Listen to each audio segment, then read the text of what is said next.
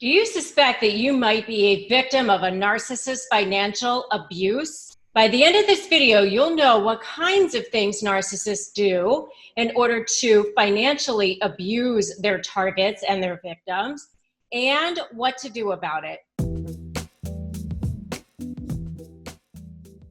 Hi, I'm Rebecca Zung, top 1% divorce attorney and the best-selling author of the books Negotiate Like You Matter and Breaking Free, a step-by-step divorce guide. And I've helped thousands of people go from lives of drama, trauma, and chaos to step into lives of freedom, possibility, and purpose. And I do the same thing right here with you in these videos, so you know what to do. Make sure you hit that subscribe button, hit that notification bell, so that you can be notified every time I upload a brand new video. Today on Negotiate Your Best Life, I have a very special guest, Jason Crowley.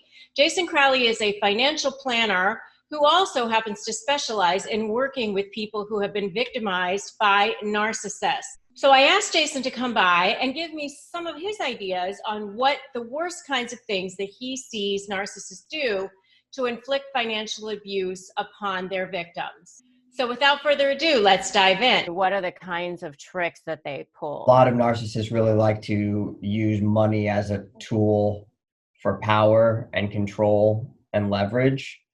And so I think just sometimes just recognizing that it's not about the money and that it's about the power and the control can be helpful in normalizing.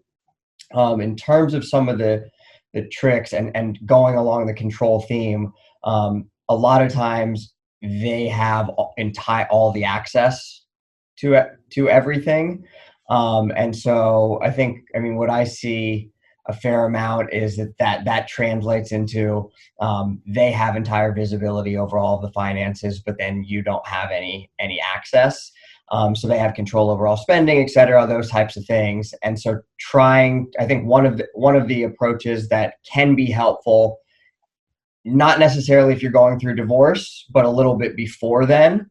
And tell me if that's in the right track, but I imagine you probably have people that are contemplating divorce. But yeah, sometimes I think one thing that can be really helpful is if you're able, as you're trying to save the marriage, to convince them to sign up for one of these platforms like a Personal Capital or Mint or things of that nature that have account aggregation. So you can see kind of all of the finances at once. And if you can do it in the way of like, this is really a hot button for me and that we don't have transparency. And so like, it'd be really helpful for us to work on our marriage. And so you're still kind of giving them this semblance of control, but that can be a good way to backdoor your way into having visibility over all the finances, at least with what they're willing to add to the Personal Capital account. So that's something that I find can be kind of pretty effective there. Well, those are both really, really good. Really, really good. I was just thinking, hiding money, they tend to, be the ones that'll move money offshore or put it in separate accounts or get paid in cash. And what happens is they've been working on their target for so long that the target ends up, kind of feeling paranoid anyway and feeling like the other person has all the control. And so they kind of have this imagination that there's all this stuff going on and it may not be as bad as they might think, but they just imagine all the worst things. Like, there's millions of dollars offshore or there's millions of dollars being paid in cash. And their income is 5 times what they say it is. And, so I think part of it is, just kind of looking at the facts and also saying, okay, in today's day and age, it's not as easy to hide money, and money usually has a trail. You can usually see wires going places. I mean, it's really hard to move money around without some kind of traceability. There's going to be some weird wire to some bank in the Cayman Islands or Nevis or something that you're going to see.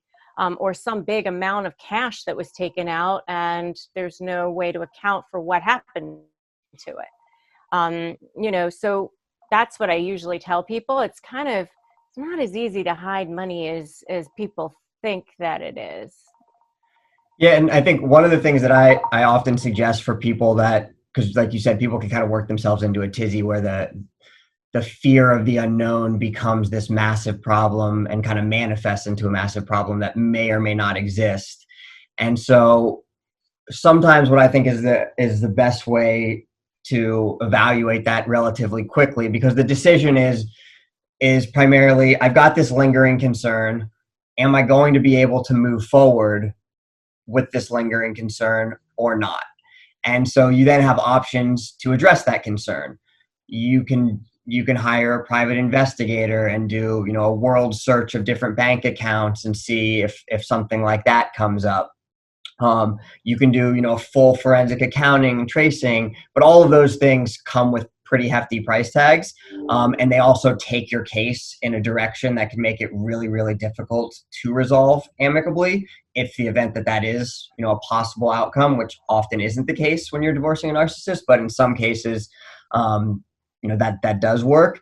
And so, something that we often do is like the smoking gun analysis, which doesn't get to it's not a full tracing, but it's more just trying to look at all financial records for a year and do a real rounded corners that say, how much did we make? What happened in terms of the return on investment? And does it make sense for us to be where we're at? Because at the end of the day, your starting balance and your ending balance, the difference between those two are going to be based on gains or losses during that period, total income, less total expenses. So when you do that kind of smoking gun analysis and you look and you see how much in expenses does this imply that we had, is that in the ballpark? So, if you look at it and you say, I think we're spending 15 or 20,000 a month, and then you look at this type of analysis and it's showing 50 or 60,000 in implied expenses, then maybe there's something there that should cause you to do a real deeper dive, ask for 6 years of documents, bring in a private investigator, go further down. So that's often what we do. We call it kind of the smoking gun analysis of just trying to do it a little bit, kind of like a back end way, approach, right? Poor man's you back your way into it. I like that approach. That's good. And another thing, which is kind of like similar to what you were just saying, is like, if the person is paid all from one source, like a company, and the person is not paid in cash, maybe there's a C-level executive of some sort, but maybe they do get paid in many different ways. Maybe it's, restricted stock units, or maybe it's, I've had C-level executives that get paid in, various, like one was an Indian-owned company that the guy was like living in Brazil, but he worked for the American portion of the company, and so like some of his retirement stuff was in rubles, and then some of it was in like Brazilian rios, and some of it was in American dollars, and so but it all came from one source, the company, and so one of the things that I've done is subpoena the company and say, give us a breakdown of every single dollar this person has earned, or every single, bonus or stock or whatever. And, where did it go? Which bank accounts did this person direct it to go into? Give us the exact checking account, routing number, the bank name, because you go right to the source and figure out, okay, how much was made. And, okay, here are the expenses. And so here's how much should be left over here. What's missing here? Yeah. I think to that point, I think step one is really understanding the compensation structure. Subpoenas often are a more efficient way of getting to the bottom of things. If you don't have full disclosure, or, you often will get a very organized packet back from the company as opposed to bankers' boxes of documents that have been pieced together. So in some ways it can actually be more efficient. It does take things in a little different slant. But the other thing that I think is really important is that people get educated, because to your point, I don't think I think a lot of people don't necessarily have a full understanding of how things like RSUs and stock options and how much people pay in taxes. And so, like, I've seen plenty of situations where someone said, "Hey, I think my husband's hiding money. Look, like, here it says that 1,000 RSUs vest, and I only see 400 shares in the account." Well, 400 of them were withheld for taxes. And then I see that you sold 200 shares. And so a lot of times there actually is a good explanation. And so Absolutely. trying to get educated, and stock options are another great one, because sometimes there's actually no money that came into the account. It might just have been an outflow because you exercised the options but didn't sell. So yeah, those are really, or maybe they haven't even vested yet. Maybe they won't vest for another 5 years. And if the person isn't with the company in 5 years, they're not going to even get them. So if they're not ripe, then maybe they're not even something that would be put into the pot to be divided, So, I mean, there's that. But, I think what happens is people get caught up in the cash element of things a lot of times. But, it's like, do you want to spend $10,000 on a forensic accountant to recover $5,000 or whatever? I mean, How much cash are we really talking about a lot of times? And the other thing unless they're, I think one of the other tricks that a lot of people do is put a bank account actually in their spouse's name. That's the other thing that I've seen happen quite a bit. And then or a new significant other, or their brother, or their parent, or something. Yeah. Right. Yeah. For sure. But in particular in their spouse's name, because then usually they actually have full access and control to it, because they were the one that said. Well, I'm thinking in a divorce situation, if they're not liking their spouse very much at that moment. So am I. This is so. One of the private investigators. I mean, but then it's easier for them to get access to it. So I'm saying, like, they put it in a place where, hey, that's my mother's account. I can't touch that. That's that's her money. Well, no, they have no idea about it. So this way, it's a way for them to get away from I was the one that hid money, because they're almost placing it more. Oh, yeah. You're the one that was. Yeah. The other thing that I think people do quite a bit in terms of just the financial abuse is you need to be cognizant if you drive a Tesla. Anything that has a computer in it can be a tracking device. And used to triangulate in terms of location, which is part of kind of that financial control dynamic. Perfect. All right. Thank you. Bye. Thanks so much for joining me today. If you are getting ready to negotiate with a narcissist, make sure to grab my free Crush My Negotiation prep worksheet.